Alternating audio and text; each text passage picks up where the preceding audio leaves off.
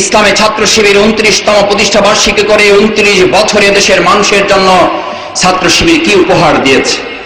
আমাকে যদি জিজ্ঞেস করা হয়, আপনি বলুন ইসলামী ছাত্র শিবিরে 28টি বছরে দেশের মানুষকে কি দিয়েছে? ইসলামী ছাত্র শিবির, এদেশের স্কুল আছে, এদেশে তো বিশ্ববিদ্যালয় আছে, মাদ্রাসা আছে, কলেজ আছে, তারপরেও আবার এদেশে ইসলামী ছাত্র শিবিরের প্রয়োজন কেন? কেন ছাত্র শিবির করতে হবে?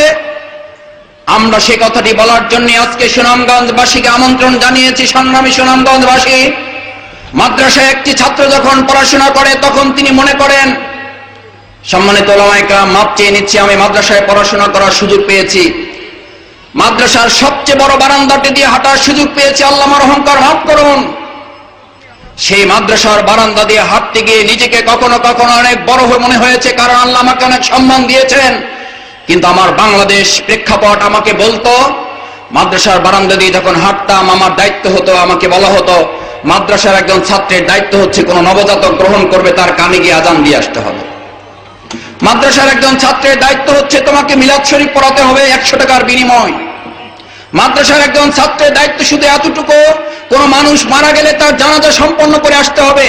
মাদ্রাসার ছাত্রের দায়িত্ব এতটুকু, মসজিদে আজান দিয়ে নামাজ পড়াতে হবে। মাদ্রাসার ছাত্রের দায়িত্ব এতটুকু, যেই লোকটা কোনোদিন নামাজ পড়েনি, আল্লাহকে স্মরণ করেনি, নাস্তিকতার পরিচয় দিয়েছে, ধর্মনিরপেক্ষতার আন্দোলন করেছে, মৃত্যুবরণ করার 1 সপ্তাহ পর 150 টাকার বিনিময়ে মিলাদ শরীফ পাঠ করে দিয়ে নিশ্চিত জাহান্নামী লোকটাকে জান্নাতে বানিয়ে দেওয়ার দায়িত্ব নাকি আমাকে মাদ্রাসার ছাত্রদের নিতে হবে?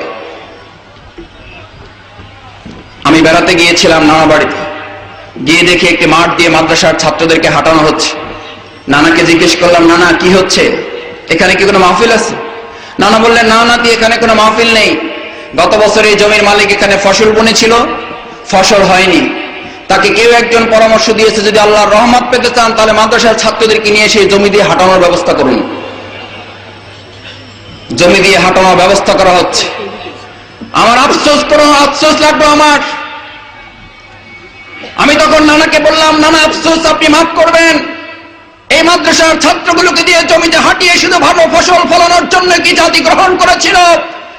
ইসলামী ছাত্র শিবির এই মাদ্রাসার ছাত্রকে বলল, তোমার দায়িত্ব শুধু জানাজা পড়ানো নয়, তোমার দায়িত্ব শুধু মিলাদ পড়ানো নয়, নবজাতকের এখানে আজান দেওয়া শুধু নয়, মসজিদে গিয়ে শুধু আজান দিয়ে নামাজ সম্পন্ন করা নয়, নামাজ পড়ার সময় ইমামতি করার যে যোগ্যতা তুমি অর্জন করেছ, রাজপথে এসে সংসদ পরিচালনায় যোগ্যতম ভূমিকা পালন করার জন্য ছাত্র শিবির তোমাকে নিয়ে আগামী দিনে দেশ করে তুলতে চায়। আজ মাদ্রাসা থেকে শিখে গিয়ে মাওলানা মতিউর রহমান নিজামী মসজিদে শুধু ইমামতি করা শেখেননি, শুধু সংসদ পরিচালনা করা শেখেননি, শুধু মন্ত্রণালয় পরিচালনা করা শেখেননি, মাদ্রাসায় পড়ুয়া ছাত্ররা আগামী দিনে দেশ পরিচালনার দায়িত্ব গ্রহণ করতে সক্ষম হবে। আমরা সেই শিক্ষা নিয়ে মাদ্রাসার বন্ধুদেরকে নিয়ে সামনে এগিয়ে যাচ্ছি। বলা হয়ে থাকে, তাহলে স্কুল কলেজের ছেলেদের জন্য তো আপনাদের কোনো কাজ নেই। সম্মানিত সুনামগঞ্জবাসী, ইসলামী ছাত্র শিবির এক ঐতিহাসিক প্রয়োজন পূরণ করেছে স্কুল, কলেজ এবং বিশ্ববিদ্যালয়ের ছাত্রদের জন্য। বিশ্ববিদ্যালয়ের যে ছাত্রটি জানত না কোরআন কাকে বলে, যে ছাত্রটি জানত না মসজিদে গিয়ে তাকে কি করতে হবে, যে ছাত্রটি জানত না আল্লাহ এবং রসুলের পরিচয় কি, যে ছাত্রটি বুঝতে পারত না মুসলমান হিসেবে তার দায়িত্ব কি, ইসলামী ছাত্র শিবির সেই ছেলেটিকে কোরআন পড়ানোর জন্য বিজ্ঞান শেখার সাথে সাথে, ইংরেজি শেখার সাথে সাথে, অর্থনীতি শেখার সাথে সাথে, সমাজ বিজ্ঞান শেখার সাথে সাথে সেই বন্ধুটির কাছে গিয়ে বলল, প্রিয় বন্ধু, তুমি যদি একজন মুসলমান হয়ে থাকো, মানবতার কল্যাণের জন্য যদি তোমার কাজ করার কোনো প্রয়োজন এদেশে তুমি মনে করো, তাহলে তোমাকে এক পূর্ণাঙ্গ কোরআন শিখে সুস্পষ্ট আদর্শ জ্ঞানের অনুসারী হয়ে তোমাকে দেশ এবং জাতির প্রয়োজন পূরণ করার জন্য সামনের দিকে এগোতে হবে। কারণ তুমি যে জ্ঞান অর্জন করেছো, শুধু মানব রচিত এই জ্ঞান দিয়ে একজন মানুষ পূর্ণতা অর্জন করতে পারে না। শুধু মানব রচিত জ্ঞান দিয়ে একটা বিশ্ব পরিচালনা করা যায় না, একটা দেশ পরিচালনা করা যায় না, সমাজ, রাষ্ট্র, পরিবার পরিচালনা করা যায় না, এমনকি ব্যক্তি নিজেকেও পরিচালনা করা যায় না ব্যক্তিগত তৈরি করা কোনো মতবাদ এবং কোনো জ্ঞান দিয়ে। কেন যায় না? আবু জেহেল তা প্রমাণ করেছিল। আবু জেহেল পারেনি। আবু জেহেলের পরে আমাদের এই নব্য পৃথিবীতে আবু জেহেলের আবির্ভাব ঘটেছিল।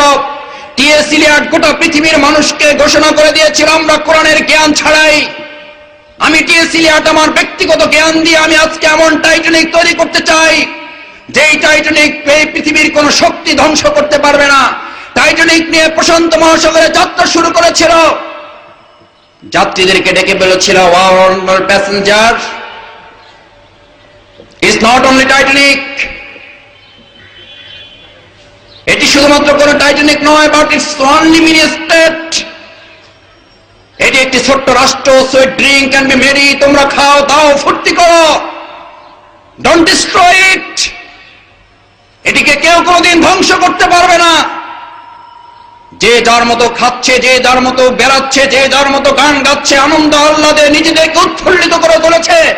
ক্যাপ্টেন গিয়ে টি.এস. ইলিয়টকে সংবাদ দিল, টি.এস. ইলিয়ট,